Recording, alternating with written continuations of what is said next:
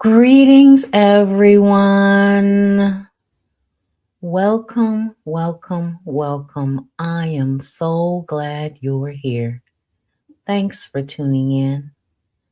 Tonight, we'll continue reading the Thomas Thistlewood Diaries or In Miserable Slavery.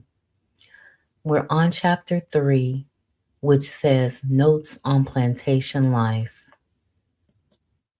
Here, we learn something of what life was like for slaves and for free persons in the height of the Sugar Slave Society. Thistlewood records the actions of others who, like himself, took slave women in lasting man wife relationships, and others, still more numerous, whose relationships were obviously more exploitative. You know, it's interesting to think that even in the process of dehumanizing us, they took us as mates in these man wife relationships. What kind of mindset do you have to say that I totally own and control you? But remember, he felt that way specifically about Jenny, who he would punish every time she showed attention and affection towards a black man. He would give her gifts, he would take them away. He would show her preferential treatment and lighten her workload. He would work her like a dog and have her punished. So he had this dynamic with her where he felt like he owned her, which he did, but he also wanted her to willingly want to be a part of this relationship with him, which she did not. This was a situation where she really had no choice. But anyway, as one would expect, there was resistance.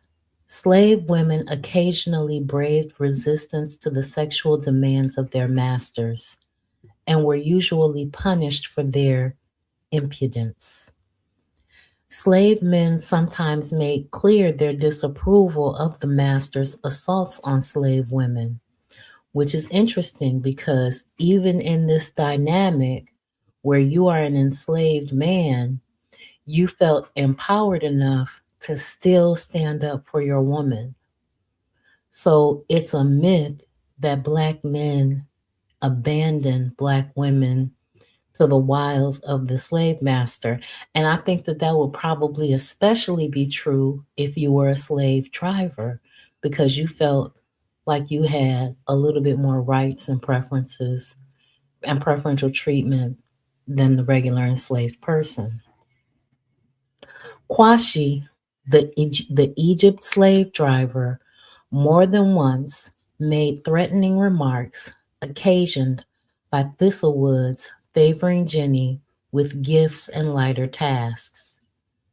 So I wonder, was Kwashi upset because she got the gifts and lighter tasks or because she was being sexually assaulted? I guess we'll have to wait and see. Individual slaves assaulted their masters, sometimes in offensive attack, sometimes in self defense against assault. Occasionally, they suffered dire consequences, but not always. But the challenges of individual slaves, though often personally dangerous to the master, were, in general, symptoms of a wider resistance which only rumbled under cover until such time as a leader with a plan and an ability to recruit and to organize the disaffected rose into action. And constantly on the road, as Thistlewood records, were the Maroons in search of runaways, insurgents, and prize money. So that statement that the Maroons were in search of runaways, insurgents, and prize money shows us that not all Maroons are the same. And Thistlewood was in Jamaica. I think he's talking about the Akambone. I'm going to look them up later. But I think he's talking about the Maroons. There were two factions of Maroons in Jamaica. One helped uphold imperialism because they made a treaty with them, and the others did not. Let's look and see if I can find that information out. Which Maroons in Jamaica made a treaty with the British? Because this means that they were helpers. All right. The Jamaican Maroons who made treaties were primarily the Leeward Maroons led by Cujo and the Windward Maroons led by Quo and Nanny in 1739 and 1740. These agreements ended the First Maroon War, granting the Maroons land and formal autonomy in exchange for peace, returning runaway slaves, and assisting with foreign invasions. So we'll see where that actually gets them, because helping them to continue to enslave people never works out right, because you become a tool of the oppressor. And when you become a tool of the oppressor, you become a useful idiot. Greetings, KW97. I'm so glad you're working, because not everybody is. And I will see you on the replay. Also on the road, especially following the closure of crop season, were a surprising number of whites, European and Creole, in search of employment. Some, like John Filton before Thistlewood, had been fired by their employers. Others, like Thistlewood himself, had severed connections in order to move in search of a better livelihood. As they moved, they visited the estates they passed, sometimes finding a welcome beyond a meal because they brought good company and conversation to break the daily round. So they were entertained by these visitors. But there were other forms of entertainment and relaxation. Thistlewood tells of shopping in Savannah Lamar, visiting neighbors, exchanging news and gossip with others in the taverns, and of course, welcoming the ships as they arrived in port with goods and letters and passengers and crew with the latest news and fashion from abroad. And for Thistlewood now, there was the end of his affair with Jenny and his taking Fibba, who was to be his wife. Until December 1752, the Egypt slaves labored on Paradise. They began by settling in. Thursday, June 25th, 1752, was in the field betimes. Salt River Negroes weeding canes, loading manure, presumably in cartloads. Paradise Negroes clearing ground to build huts. Some of the Salt River Negroes were cutting fences. White Peter, usually called Irish Peter, was lopping fences with the Negroes. And that fact that he was working with the Negroes probably gave the Black people the illusion that he was also someone who worked side by side with them. And this narrative of Black Irish solidarity because they were both workers. Just a thought. On Saturday afternoon, having nearly completed the building, the Paradise Negroes went for Egypt, everyone except Big Member. That still was home, and that was where some of their children and their provision grounds were. On Monday morning, they were back at Paradise. Later in the week, Thistlewood located Bowen's old Negro ground in the bushy backlands. It had plantains enough and a good soil. On Saturday 11th, the land was shared between the Paradise slaves with enough to share. And so the labor continued at Salt River, weeding canes, at Paradise, cleaning pastures and grounds and cutting fences. Thistlewood was overseeing both properties, with Robert Robertson as his assistant on Paradise, while Thomas Christie supervised the limited activity at Egypt. Because remember, they found that Egypt didn't have sufficient enough land and didn't have enough yield. It didn't raise enough cane for it to be profitable. Greetings, Moana Haguziki. I'm so glad you're here. Thanks for tuning in. By the end of July, the cleaning, trenching, and fencing with logwood of the Blue Hole Plantain walk was done. On the 30th, employed lopping the fence against Blue Hole Plantain Walk. Finished it.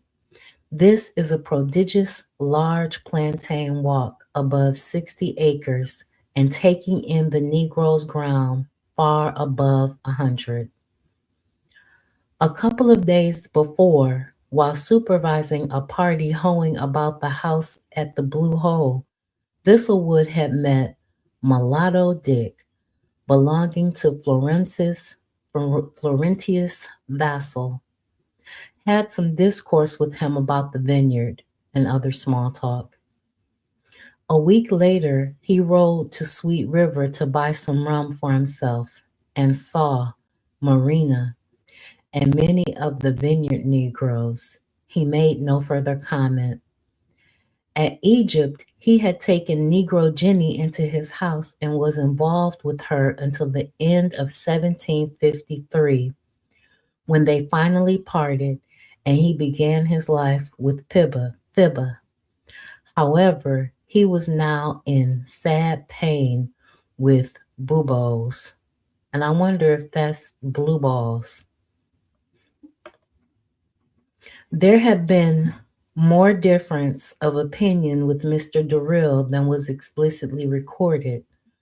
For on Tuesday, August 11th, 1752, he noted, "This morning Mr. Durrell sent for me and told me, as he heard I was unsatisfied in his service, that he did not desire me to stay against my will, which I gladly yielded to. He said he did not turn me away, but that I turned myself away. He ordered Mr. Frooks to remark that my wages ceased today, which Frooks took willingly would. Rode over to Paradise, acquainted Robert, got my horse and brought him to Salt River, gave Kamina a pair of old breeches. In the evening sent Robert, by George, 4 quart bottles of rum. Hercules made me a staple and hasp for my book chest, put a padlock on it, and got all things in readiness." So he was fired from his job, basically. And basically, it's documented that he fired himself because he was unhappy there. The next morning, having locked up his things in the house he had occupied and given the key to Billy Mould, he set out on my horse for Egypt by Mr. Durrell's appropriation. Having orders to look over Tom, breakfasted with Mr. Morinder at the bridge, also dined with him there on stewed turtle. He intended to stay at Egypt till I perfectly recover my health. Clearly, Mr. Durrell did not want to be rid of him. In these last months of 1752 and the first months of 1753, there were unusual comings and goings of visitors to Egypt. Wednesday, 1st of November, 1752, that evening, called here a man, a distiller, servant to Captain Forsyth, just came from the vineyard, gave him punch and refreshment. He says Mr. Bennett at Rose Barcadier at Black River is dead. Tuesday, 12th of December, Mr. Mordiner, and carpenter George, who now works with him, called to see me. Mr. Mordiner has been purchasing Kwashiba, a Salt River slave. He gives for her two new Negroes, cost him 48 pounds each beside duty. He paid 14 pounds for her per annum for her.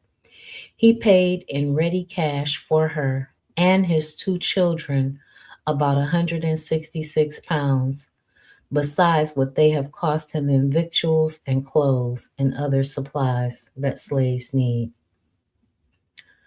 So it sounds like Kwashiba, a Salt River slave, had been freed by Mr. Mordiner. One morning in mid November, Thistlewood rode into Savannah Lamar to see Mr. Storer, but he was out. So he went and sat with Mr. Barnett, the schoolmaster, for a couple of hours before going home to Egypt. Then on the way, overtook a white woman riding, she said to Jacob Allens. She says she was born at Hull, brought up at Louth, knows Bucknell very well, having been several times at Mr. Dobbs, knows my brother, cousin Nanny Longstaff, and other family members. Gave her an invitation to Egypt to rest and refresh herself. She went with me and stayed an hour or more. I rode to the end of the estate with her. Mary Holmes. No particular interest in the young lady was recorded, but she seems to have enjoyed his company, for 2 months later she sought him out. Friday, January 19th, 1753, Miss Mary Holmes called to see me. She is going down to the bay. And that apparently was as far as it went. The year 1752 was, however, to move to a climatic end. On Sunday, December 3rd, Thistlewood at the Styx Bridge found men belonging to Thomas Williams and Colonel Barclay fishing. He confiscated the fish, baskets, a fishing net, and a line, a knife, some tobacco, and 2 pairs of breeches. He drove the men off, left the net in the care of Tony in his watch hut, and took the other goods back to Egypt Yard and distributed them between Salt River Flora, who got the knife, Old Catalina, who got the tobacco, Achilles, a pair of breeches and some fish, Samson, who got some breeches, Fibba, who got a basket, and gave the fish to the rest and only kept for himself one basket, the line, and 8 tarpons. So he said that these men belonged to Thomas Williams and Colonel Barclay, and he just took their stuff. Excuse me. He just took their stuff and came and divided it up among the slaves where he lived. But when he went back to Tony's hut for the net, he learned that Tony had given it back to Colonel Barclay's men. Monday, December 4th, 1752, rode over the estate, brought Tony over, and made him whipped for yesterday's work. And coming home, he threw himself into the water by Styx Bridge and so run into the morass. I stripped and followed him, but was forced to knock him down when I came at him, for he threatened me with his stick he had in his hand. But with much to do, I tied his hands behind him and got him home. So he overpowered Tony. Tony must not have been a very big man. On Saturday, 16th of December, Kwashi brought word from Salt River that Thistlewood should keep 40 hands and take care the drivers don't cut and slash the Negroes. Mr. Durrell had decided that the canes on Egypt should be harvested. Was to take charge with John Russell, newly employed as his assistant. He picked out 41 of the original Egypt hands, 22 men and boys, including Kwashi, the driver, and 19 women and girls, including Jenny. His other current favorite, Susanna, had not been sent to paradise, nor, of course, had Fibba, with whom he was later to be involved. Monday morning, they began to cut copperwood and the preparation for crop taking began. Greetings, Sister Ra. Thank you so much for tuning in. I'm so glad you're here and the elders listening with you. Bawana Haguziki says, rum is the devil's brew. I gotta stop imbibing that drink. Maybe you do and maybe you don't. We all have our vices. If we stopped everything that the white man has used to destroy us, there's not very much we would be able to consume because food was used against us, drink was used against us, libation was used against us. Everything has been, spirituality has been used against us. Everything has been used against us. Christmas 1752 was spent in the usual fashion with entertainment at Salt River and elsewhere. Tuesday, December 26th, Mr. Durrell says by a very good computation that Negroes in this parish lay out near 20,000 pounds per annum. Wednesday, the 27th, at home most part of the day, in expectation of Mr. Emmetson and Mr. Groves, who promised to come see me. They did not arrive, and following his disappointment, Thistlewood went for a walk. He strolled into a struggle, and that evening walked to Tony's gate, killed a black snake by the Styx Bridge, thence walked toward Paradise Cane Pieces. But a little before I got to Carbrito Bridge, just at the small causeway, and in the little morass about sunset, met Congo Sam, who has been run away since the second instant. Attempting to take him, he immediately struck at me with a backed bill he had in his hand and repeated his chops with all vehemence, driving me back into the morass towards the river 25 or 30 yards from the road. But through the great mercy of God, his blows either fell short of me or were warded off by a pimento stick I had in my hand, with which I sometimes got a good stroke at him. And although he let on my jacket several times yet, as pleased God, I received no harm. The bill being new was not very sharp, but what the most showed his intention was when I kept him off with my stick, saying, "You villain, run away, away with you." He answered in Negro manner, "I will kill you, I will kill you now," and came upon me with greater vigor. I called out murder and help for God's sake very loud, but no assistance came, so that I had no prospect but to lose my life, till I threw myself at him and fortunately seized hold of the blade of the bill, since he made the first chop at me. To this time might be 5 or 6 minutes. He kept hold fast of the stock or handle. I endeavored to draw him into the road. He went readily, but would not go homewards. We went in this manner over Cabarito Bridge till we came against the watch hut, when he would go no further. Bella and Abigail there, but would not assist me.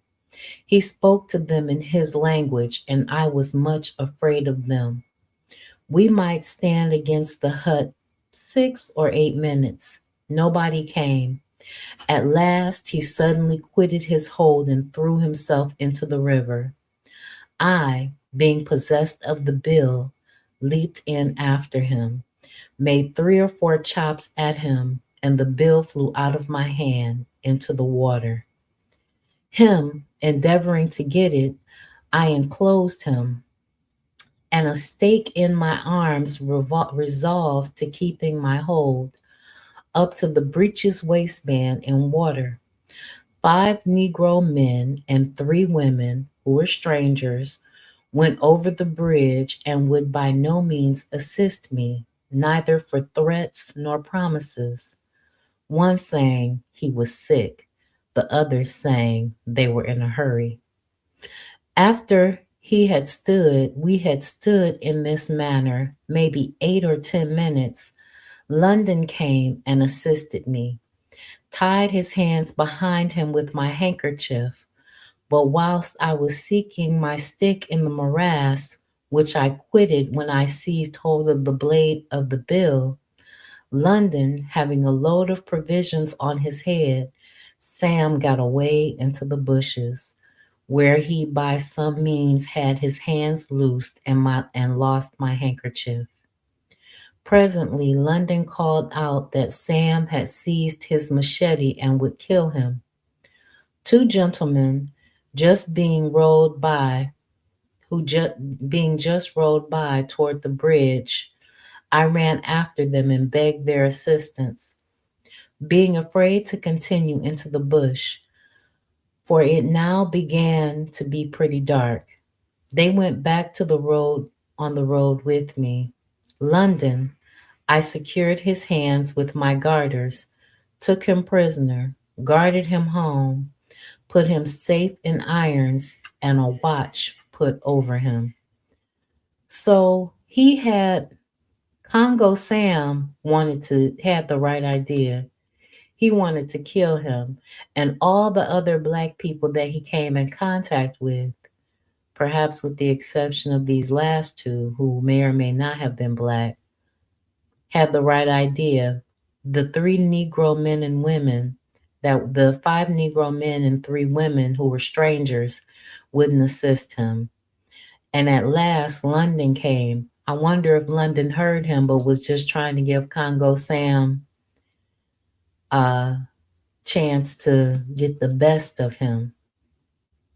As Bwana Haguziki says, it ain't no fun when the rabbit got the gun.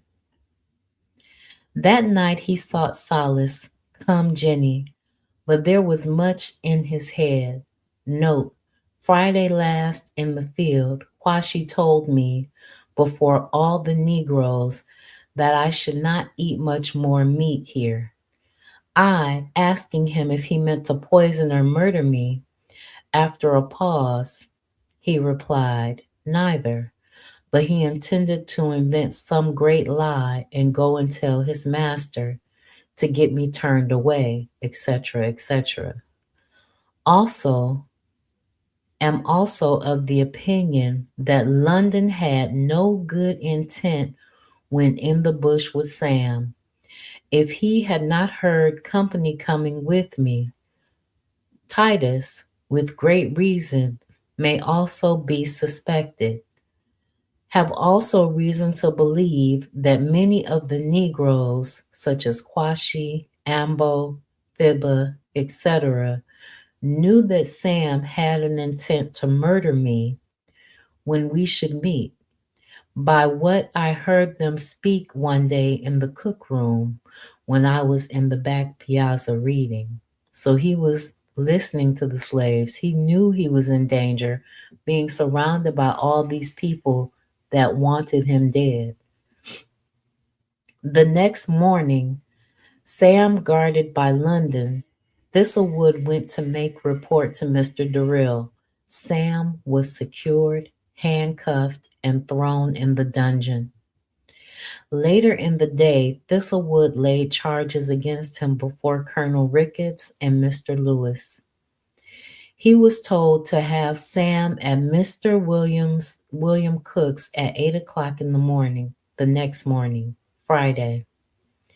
There, Sam was charged and sent to Gaul to await trial.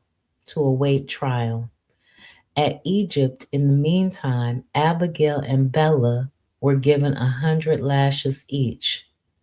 They then ran away, and Plato was sent in search, but they had gone only as far as Salt River to complain and returned about midday Saturday. Now, don't you find it interesting that they went over to the other plantation to complain of how they were being treated at the old plantation?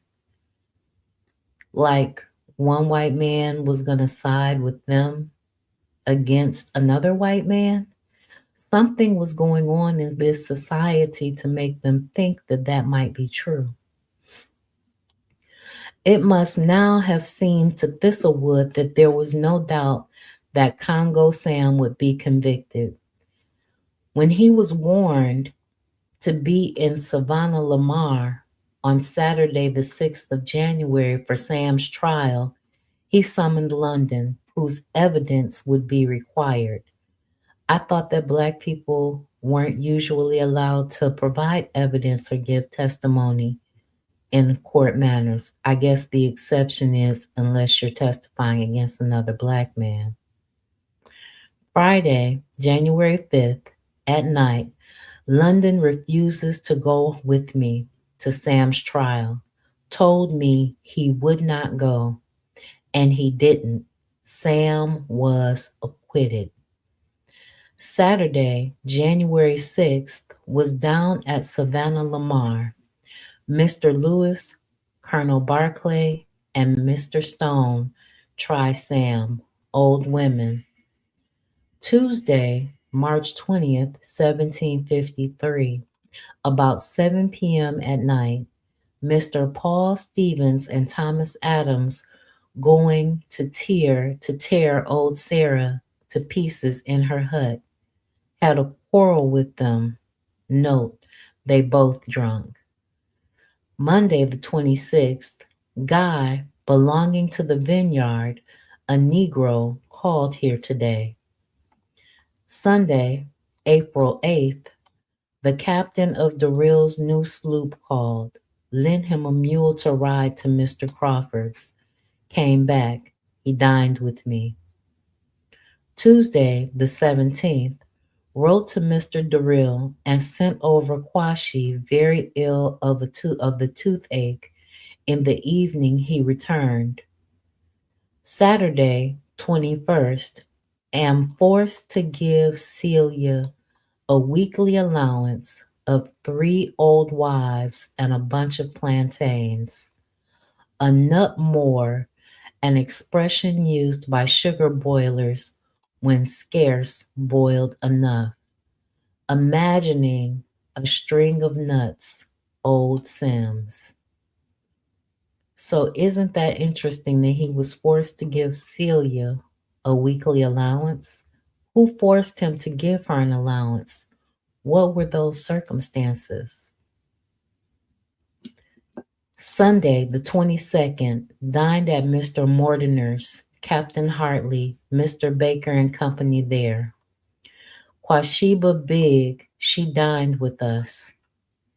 Last night, about 10 p.m., Miss Molly Durrell married to young Mr. Cope's son of Strathbogie, captain of a London ship, by Parson Harris of St. Elizabeth. Much doubt if true, but believe will be. It was not yet true John Cope Jr. at the time, in his early 20s, was, however, courting Molly Durrell, who was just turned 16. Wednesday, 25th, this morning, Dr. Cutting called. I rode with him past Mrs. Hall's and took leave. He was going to Guinea again. Rhode Island Ship, Wilson. Salt River Guy acted some undescribable word, his obia, with singing and dancing and other behaviors odd enough. Thursday, the 26th, three wild Negro men, one of them Captain Cuffy's son, and a woman belonging to Cujo's town, called to beg refreshment and lodging, gave them about a quart of rum, a bottom of sugar, and 8 mackerel, and leave to stay in the plantation all night. So these wild Negro men must have been Maroons, because if the woman belonged to Cujo's town, she was a Maroon, and the other one was Captain Cuffy's son. I wonder, are they talking about John Coffey? I wonder. And he let them stay there at the plantation amongst the enslaved people. I wonder what stories they told the enslaved people. I wonder what that relationship was like. On Friday, 11th of May, Thistlewood sent to Savannah Lamar to exercise for the militia. The roll was called and the men discharged until Friday, June 15th, so just over a month. It was now crop over. On Thursday, May 17th, news came that the slaves were once again to be transferred to Bowens, which is Paradise. Thistlewood recorded, "The Negroes, one and all, declare they will not move to Bowens, except I go with them to take care of them. They are instigated to it by Philip for certain ends." So this is where they had taken over some agency about their working conditions, because if they refused to go unless Thistlewood went with them, they must have had some type of bond or connectedness to him, or perhaps Bowen over there in Paradise, the drivers and the overseers over there might have been more harsh and they didn't want to go. Perhaps Philip Gudgeon, who had succeeded John Russell, thought that if Thistlewood went to Bowens, he would succeed at Egypt. Thistlewood does not say. Philip was himself recalled to Salt River on May 21st. The Negroes were to go to Bowens in mid-July, and Thistlewood remained unsettled at Egypt. On Thursday, the 24th of May, in the morning, met Colonel Cujo just by the Styx Bridge, shook him by the hand. He was afoot, several other wild Negroes with him. He had on a beaver, feathered, and a large medal hung to a chain about his neck. On Monday, the 28th, he eventually caught up with Mr. Thomas Storer at his house in Savannah Lamar and was well received. But there was, it seems, no further mention of a small sugar works Mr. Storer had been about purchasing in the previous November. It was a bad time to be job hunting. The crop season now being generally over, there were many on the roads seeking employment for the next crop year. When Thistlewood got home from Mr. Storer's, one William Ward, born at Dublin, wanting an overseer's place, called and dined here. Says about a fortnight ago, our Negro stole 2 pistoles worth of land turtle. That William Slater distiller was about 1 stone, now playing at Bo Peep in Thomas Williams Plantain Walk, etc. Now remember, pistoles is money. So about 2 pounds worth of land turtle.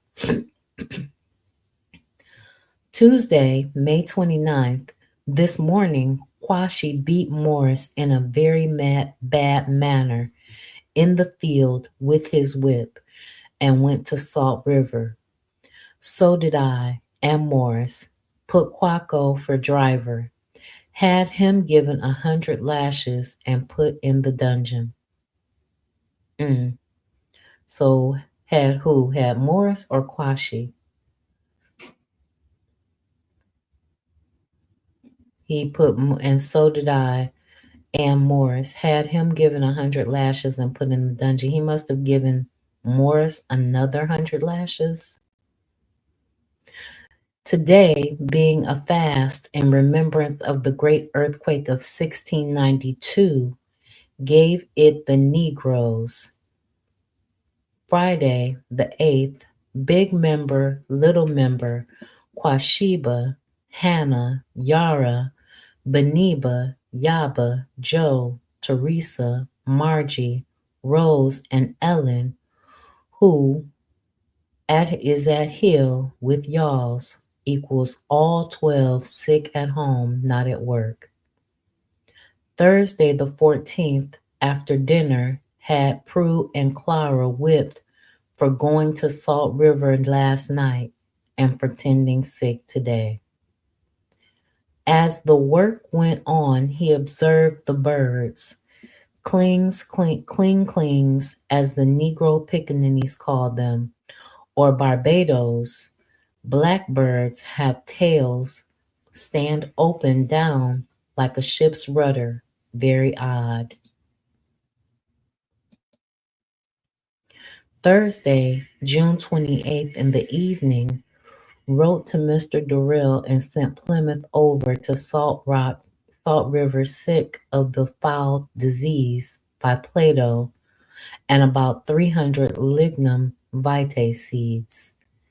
In the evening, the overseers of Quaco Hill and Retrieve called and drank some punch with me, looking for above a score of Negroes that day, left Quaco Hill, Dewsbury, in a body, going to complain against the overseer to Major Clark, who has some care of the estate. Early in the following week, Thistlewood, having heard that Mr. Jacob Allen at Jacob's Field needed an overseer, went there to inquire. The place had already been filled. Tuesday, July the 10th in the morning, met Mr. Thomas Adams by Sam's hut, almost, in his troop dress. He asked pardon for his ill language he gave one night by Sarah's gate, when Mr. Paul Stevens, both being drunk. We parted good friends. That evening, William Ward, who is yet out of the place, one Evans, who lives as overseer, and a Highlander in Colonel Barclay's service, all called to beg refreshment. I gave them dinner and punch.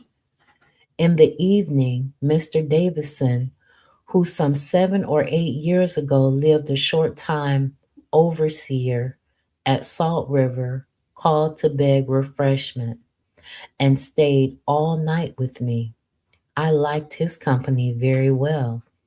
He has been to windward seeking employ, but can find none worthwhile. He told me enough of Mrs. Anderson's tricks with the Scotch doctor, 2 horses, and a Negro boy. So she was sleeping with horses and Negroes. And enough about Colgrave and how Colgrave used to buy clothes for Negro girls that were handsome on the estate, and they were to give him half what they got from any white person. So this is what they were into. He was into little girls, and his wife, Colgrave, was into little girls, and Mrs. Anderson was into horses and black boys. On Monday, the 16th of July, about sunrise in the morning, got the new Negroes forward to paradise.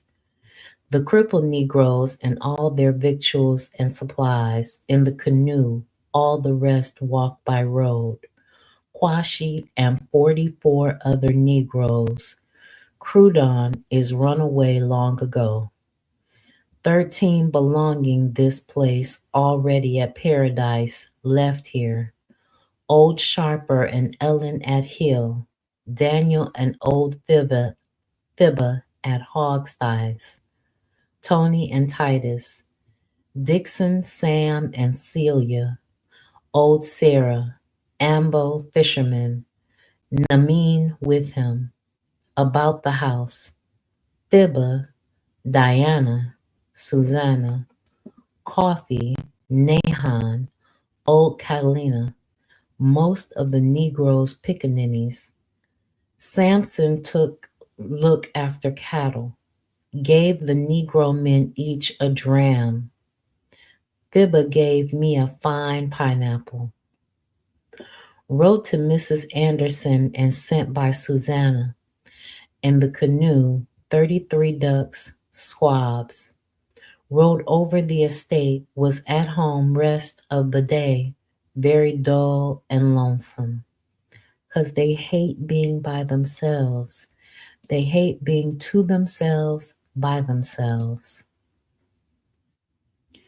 There were nonetheless diversions. On Egypt itself, there was the shooting and fishing, and there were visitors and outings. On the 20th Friday, Mr. Griffin Williams called and dined with me, sat a while after dinner. That evening, I rode to Savannah Lamar to Mr. Clemens for 3 pounds of cheese and 4 bits.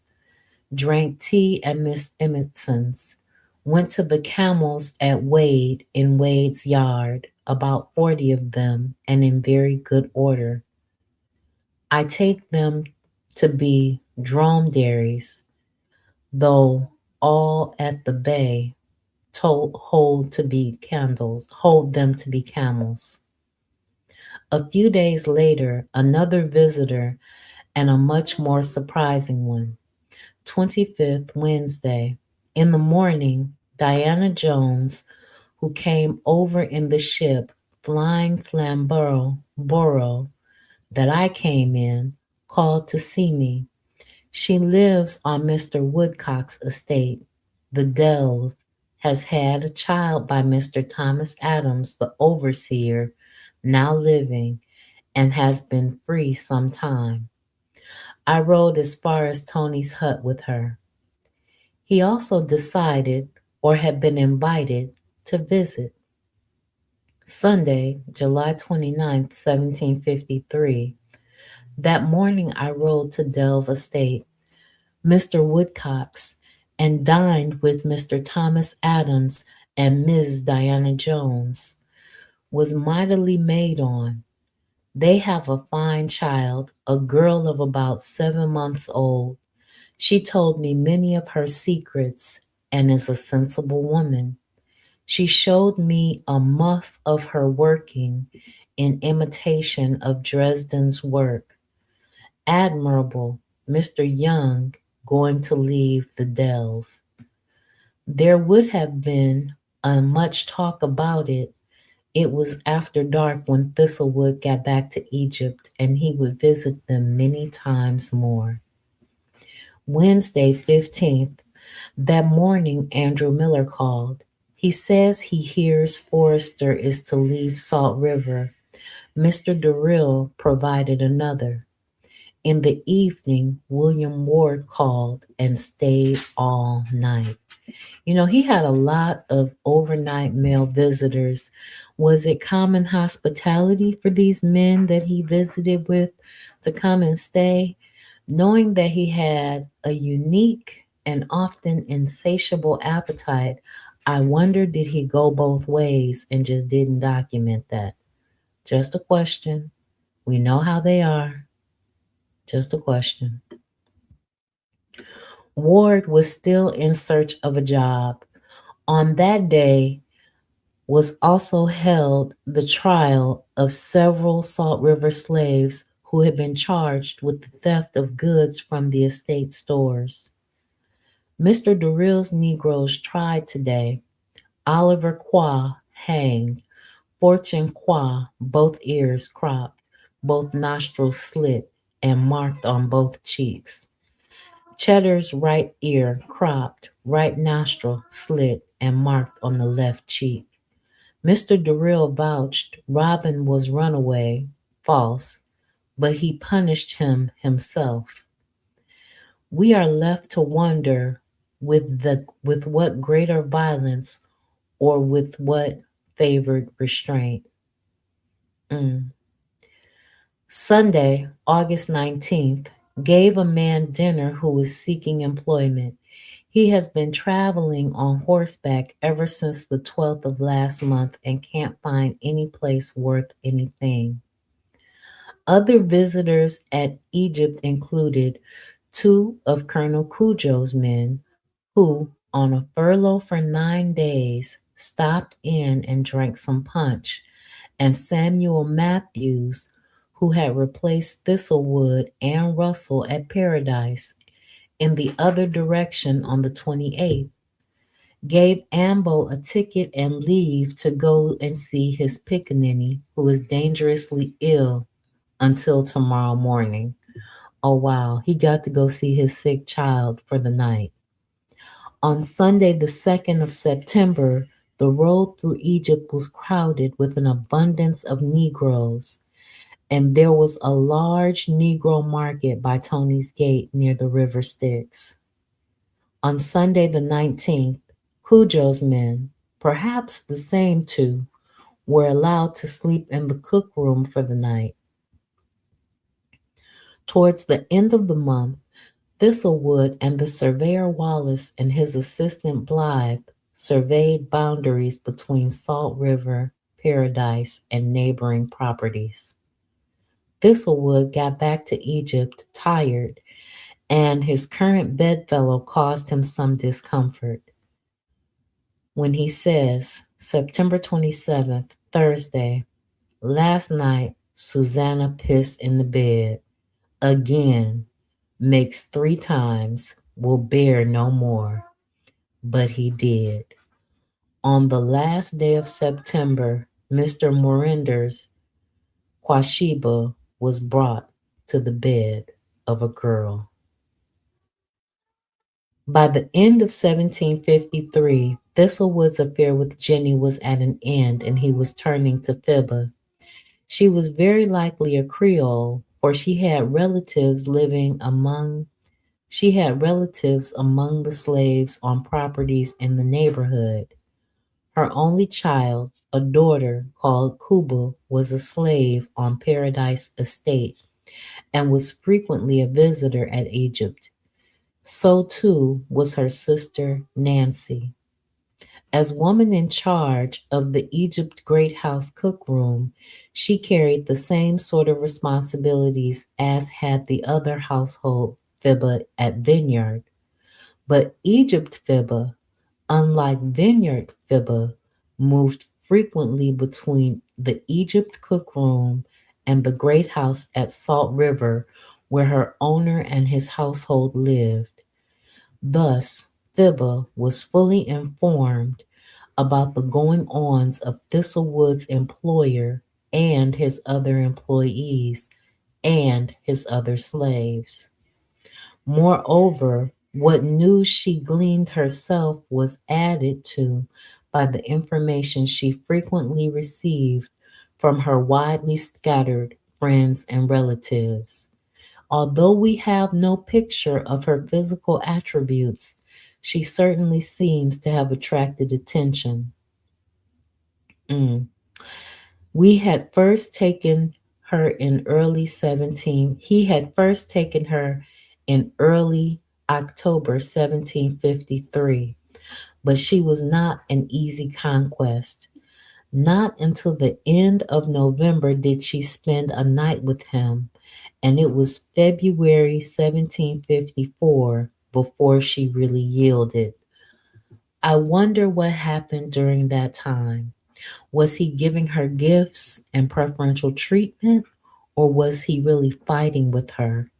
Was she one of those octoroons, quadroon type women that wanted to be kept by a white man? Because, that was very popular in that culture where the octoroons and quadroon women refused to sleep with black men because they were keeping themselves to be the concubine of a white man.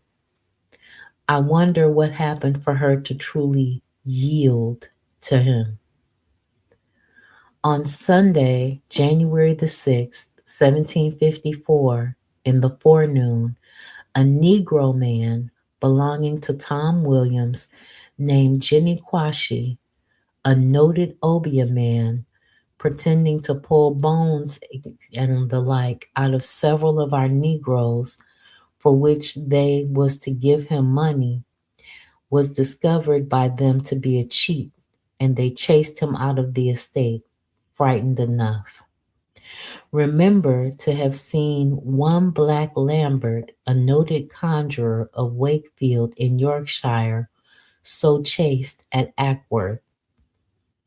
Monday the 7th, Mr. Mordner breakfast with me, also Captain Kwaku, his son, and other attendants. The captain had a silver medal of King George II hung on a silver chain about his neck.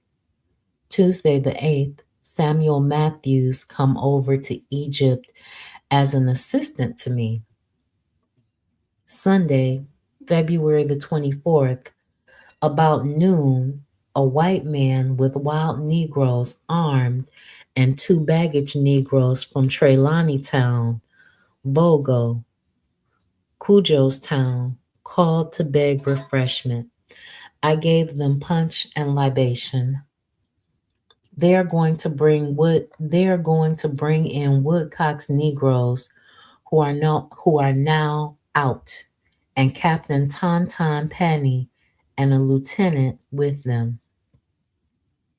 So again, we find these Maroons helping them to bring in other Negroes.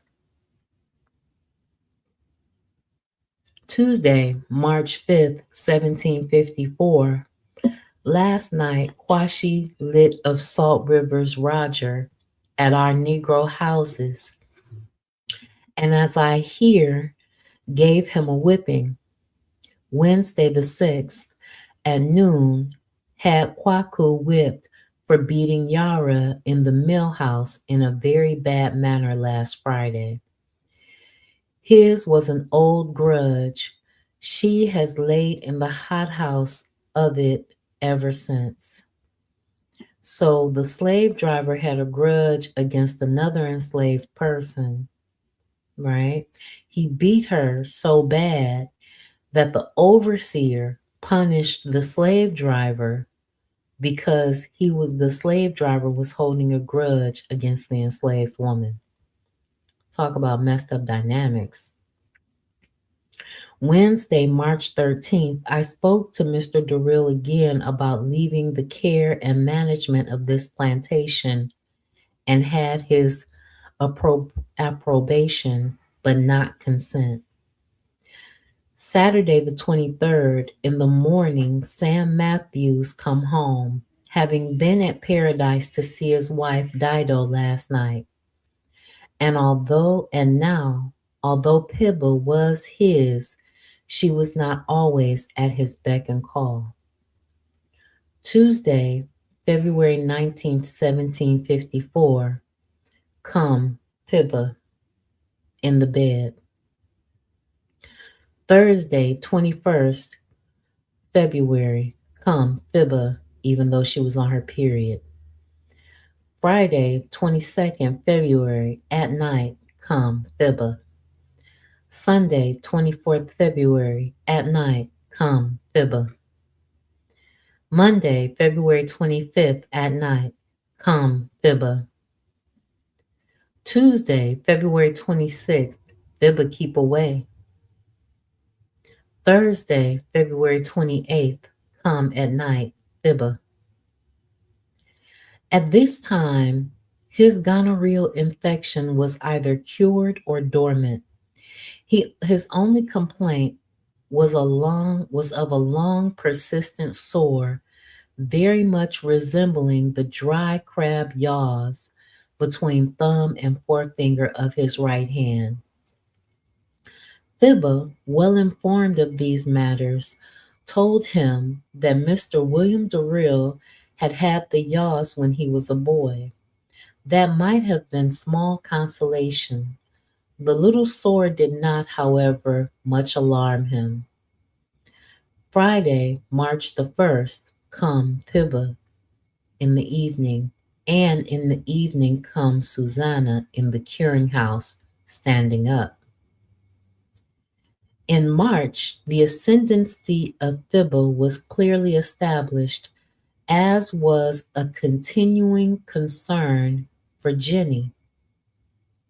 Saturday, March 23rd, 1754, delivered to Fibba 12 bits, to Jenny, to buy Jenny a coat and frock. So he was screwing both of these women, but he gave Fibba money to go buy Jenny a coat and a dress. The audacity. Friday, May 3rd, 1754, here Mr. Cope and Miss Molly were married last night. Tuesday the 7th, in the evening, received a letter from Billy by Philip Grudgeon, who came with the canoe. Received 3 sugar tierces. Also, come in the canoe a young man who belonged to Mr. Cope's ship, and I understand is to live here to learn the plantation business. Let him lie in the hammock in the hall. Samuel Matthews had been called back to Paradise. Tuesday the 14th, in the evening came here with the young man recommended to me by Captain Cope, whose name was William Crookshanks. Put up the bed for him in the northeast room of the overseer's house. Wednesday the 15th at night, Bess became William's bedfellow. Upon the marriage of John Cope and Molly Durrell, William Durrell allowed young Cope to take over the management of Egypt Estate. For the time being, the newlyweds lived at Salt River. Yeah, what's going on, forecast? I'm so glad you're here. It's okay that you're late. Matron, why did he refer to the plantation as Egypt when most of the slaves came from West Africa? Because Egypt was all they knew in their ignorance. Egypt was all they knew of Africa. What kind of dude writes down every time he sleeps with a woman? A sociopath. A sociopath. On Friday, May 24th, 1754, this afternoon was the first good shower we have had for 4 or 5 months past, which occasioned an excessive drought and scarcity of water. Now, I want you to recognize that that takes us back to January or February was the last time they had a good shower. And he was having sex with these women going back and forth. And he had the clap on occasion. Now, the author says it was either dormant or he wasn't complaining of the symptoms, but he had this voracious sexual appetite and the inability to clean himself, if he cleaned himself at all. And these women had the inability to thoroughly and adequately cleanse themselves. And he clearly documents that he was having sex with Thibba while she was on her period. He nasty. Nasty. Anyway, which occasioned an excessive drought and scarcity of water, and the country has in most places been overrun with fire. Most provision grounds and many plantations burnt up. Saturday the 25th, in the evening, Mr. Cope sent an Igbo Negro man, a new Negro he brought today. Our Negroes have named him Hector. I put him to live with London. Now remember, he put Hector, the new Negro, to live with London, probably to watch him because London was basically a slave driver. During the 1954 During 1954, the Egypt labor force was considerably increased by new purchases of slaves and by the hiring of jobbing slaves. Tuesday the 28th at night, Mr. Thomas Adams called and had supper with me. He says he is to be married to Diana Jones on Saturday next, and that he is shortly to have the care of Blue Hole and Campbellton Estates, and has already left off tavern keeping. Following his departure from Delve Estate, Adam had opened a tavern, but he had allowed too much on credit and now was back to overseership in search of financial recovery. Wednesday, June 5th, 1754, William has a scalding of urine and is afraid he's got the clap. Here Philip Gudgeon and William the barber ran away last Monday. Tuesday, the 6th, lent William the dun mule to ride over to Mr. Beckford's kraal. That evening he returned and brought me a letter from Dr. Walker, who informs me William has got a confounded clap. That's gonorrhea, you guys. Saturday the 8th, wrote to my brother and sent the letter with a bill of ladling enclosed by the Swinton, Captain Fullerton of Hull. Sunday the 30th, a girl took away from Nangohana by Dr. Walker, some say a mulatto. Thistlewood had had sexual intercourse with her on September 2nd and October 4th, 1753. On Sunday, July 7th, 1754, informed Nagohana died today. She was just a child, because he calls her a girl. A girl took away from Nangohana. In the morning, Colonel Cujo and his attendants called and stayed about an hour. I gave them a dram each. Gave the Negroes today. Have no provisions for the new Negroes. Gave them 17 bits amongst them and 6 shads each. Saturday the 20th. The Negroes had today by Mr. Cope's order and are to have every Saturday till provisions begin to be plentiful. Rice was now handed out daily for several weeks. Quantities varied, but on most days, about 10 to 12 quarts were distributed between 10 new Negroes. On weekend days, they got about quarters of that amount because they weren't working and they didn't need as much food. At the same time, numerous attempts, some successful, were made to purchase provisions in the countryside on neighboring properties. On Friday, September the 6th, 1754, a little before noon, Mr. Cope come and stayed dinner with us. We had pickled herring, bread and butter. Then they went shooting. Mr. Cope proposed giving me 60 pounds per annum till we make 60 hands, and then as many pounds more as we make hands more. Monday the 9th, in the morning accompanied Mr. Taffy to Lucia and beyond, almost as far as Houghton's, whom we met on the road. Returned to Lucia, Mr. Phil Houghton Sr. offered me £70 per annum to go live at his estate near Montego Bay and to live and eat at his table and have the liberty of killing fowls or shote when I pleased if he was not upon the estate. Thursday the 12th, Mr. Cope here from noon till almost night. I acquainted him what offer Mr. Houghton made me, upon which he offered me £80 per annum till we make above 800 hands, and them 20 per hundred for every one over.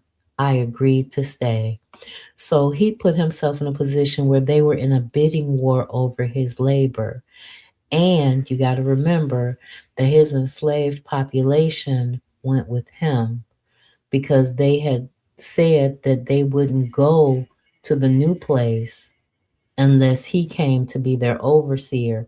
So I don't know if he was their owner or if he was just their overseer. That's not made clear yet. At the beginning of October, they began to put the Egypt Great House in readiness for occupation by Mr. and Mrs. Cope.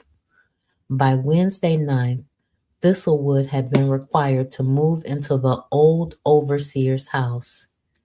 In December, he would move again into a newly built overseer's house. Tuesday, October the 8th, 1754, Mr. and Mrs. Cope, Mrs. Gorse, Ms. Bessie Storr, and Mr. Hungerford dined here. A second table in the back piazza. Mrs. Anderson gave me 26 black crabs. William, very officious about the house, but no concern about the field.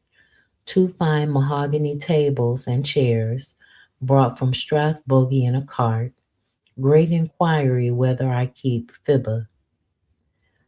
Sunday the 13th, for 300 corn to Colonel Barclay's Negroes, 6 bits.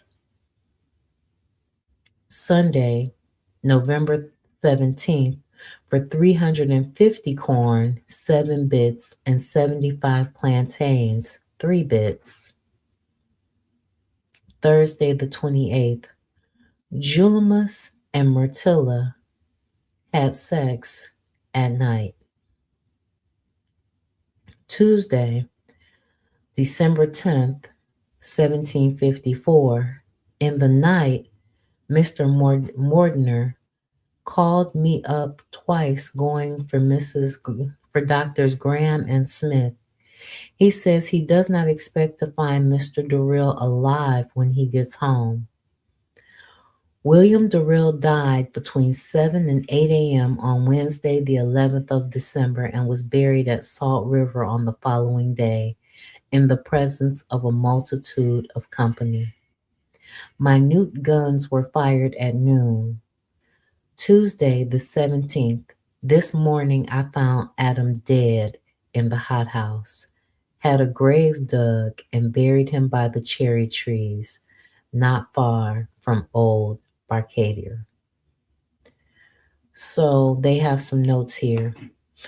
It says Mulatto Dick was a slave, had been the driver on Vineyard for a while Thistlewood was there. Shortly after his departure, Florentius Vassal had sold the pen with all its livestock and transferred the slaves to his properties in Westmoreland. Mr. Mordner was at the time engaged in repairing the big bridge at Cabarita. Edward Long was a planter and historian of Jamaica, and others made similar claims. The slaves, we shall see from Thistlewood accounts, were very much involved in petty trading or higgling. A main source of their money income was sales in the Sunday roadside markets of the surplus of their produce of their provision grounds.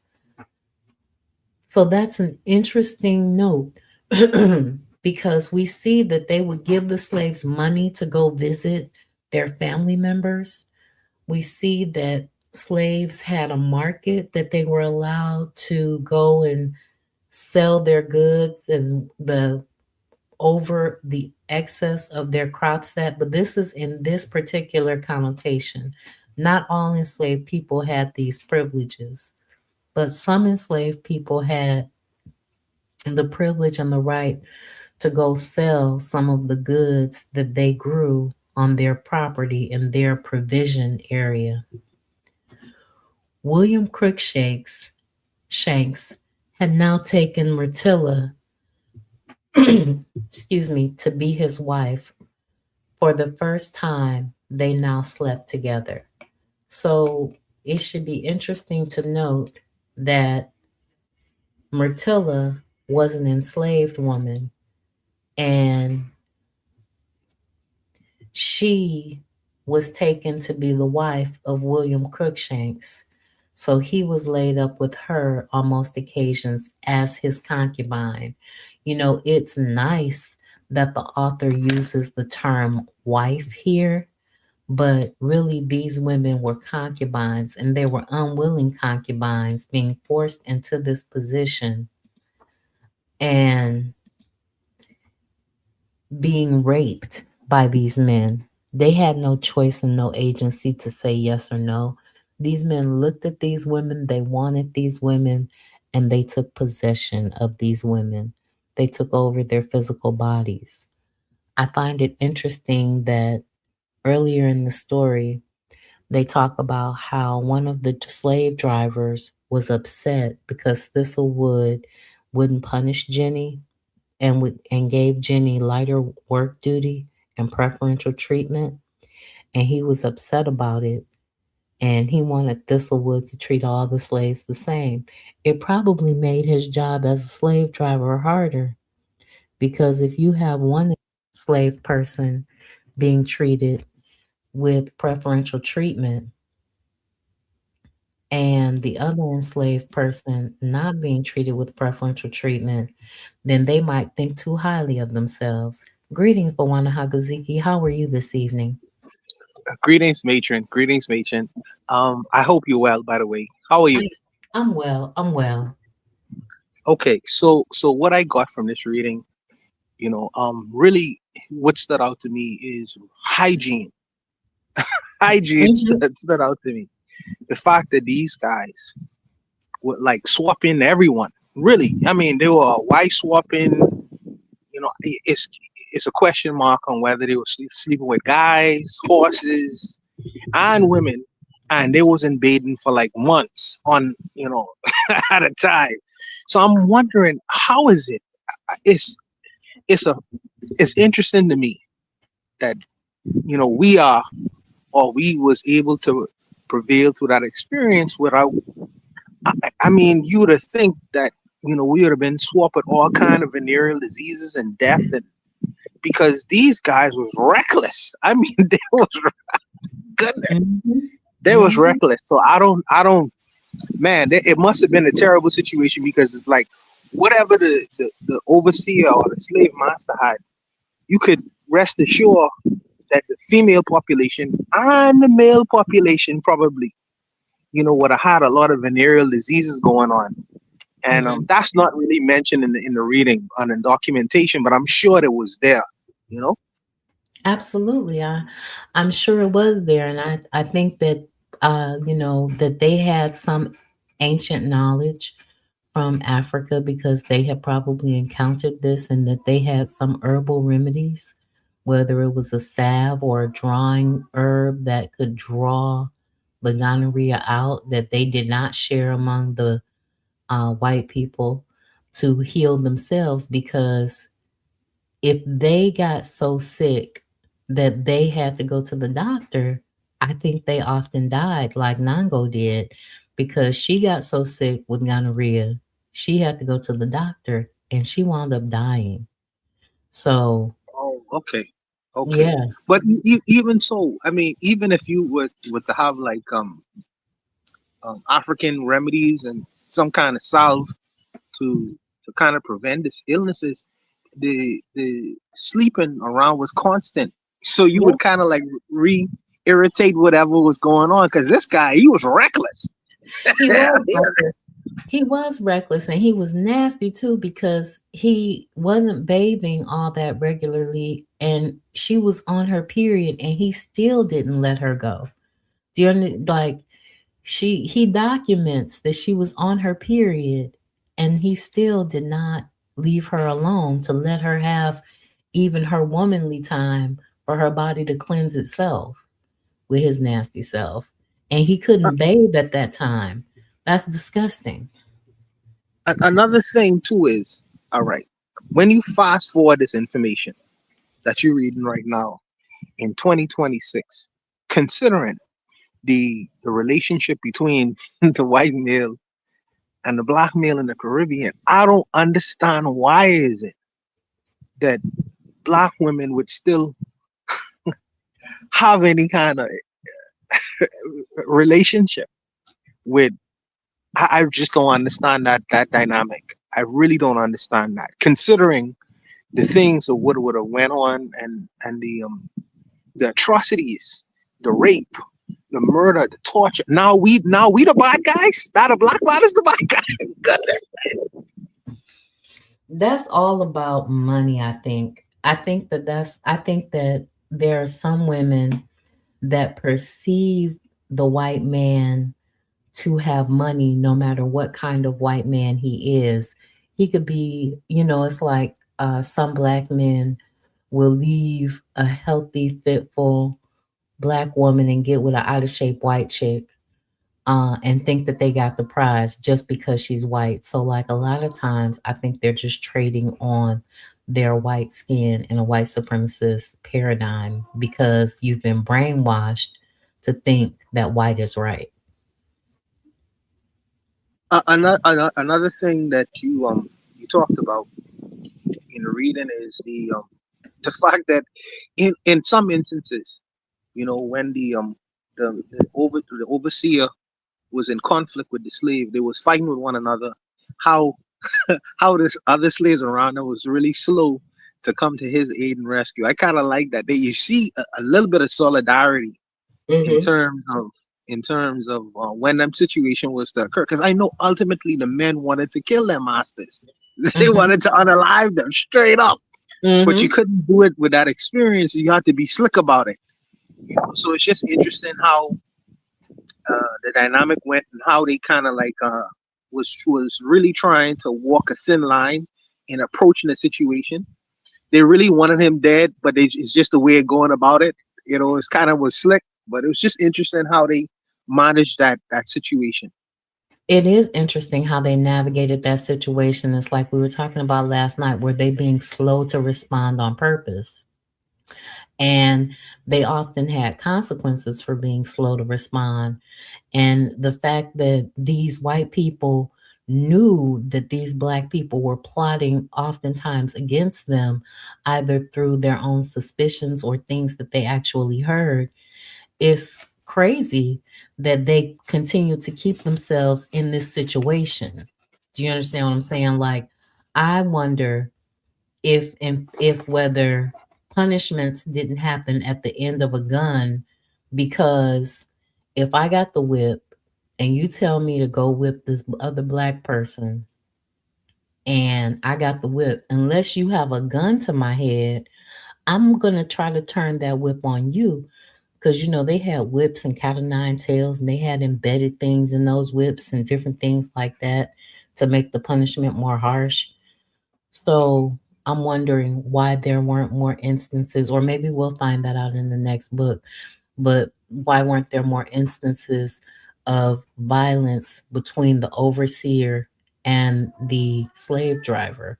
Like what type of contention, you know, existed in that relationship? And you'll also find it interesting to know that he probably documented the women and small children because women were often the slave drivers over children. Wow, wow, wow, wow, wow, wow, wow. I didn't think about that one. I really didn't. You just mentioned the cat o' nine tail. The cat o' nine tail was a form of punishment that really the Bahamian government really just got rid of. They still used to punish, really in modern Bahamian society, they still used to punish black people in that way. That's interesting that you mentioned that. But when you talked about the girl earlier in reading, you talked about the girl who was fighting the thistle with it first, but after a while she yielded. And I'm wondering what caused her to yield in terms of her giving herself to him. I don't know. Maybe it was by force, or he threatened her. I don't know what that was all about, but she just decided to yield to him. I don't know. Yeah, yielding has a lot of different connotations there because if she had a child and he could have said something crazy like, if you don't give it to me, I'm going to take it from your daughter. You know, if you don't do this, I'm going to beat you every day. If you don't willingly lay down and take this, I'm going to meter out a punishment to you worse than death, like shitting on your mouth and shutting it, which is one of the things that he did to some of his enslaved population. So, there are horrible things that they could do to coerce compliance. Yes, yes, that is true. I didn't think about him threatening the daughter or really try to get at the daughter. But I like I say, I appreciate the annotations as you Hmm. go through the reading, and the your perspectives as you read through it, because it's given a lot of clarity and perspective. And I appreciate you, Matron, man. I know the night is late, but I appreciate your reading. I'll leave it.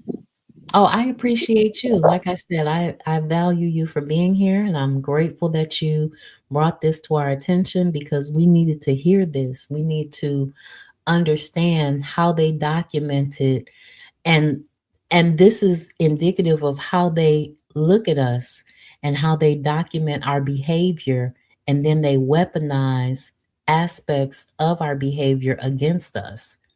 Because if they know that the obeah man is coming, then they're like threatening us with either not being able to go get the medicine we need from the obeah man, or saying they're going to invoke the obeah man to curse us because we don't know any better.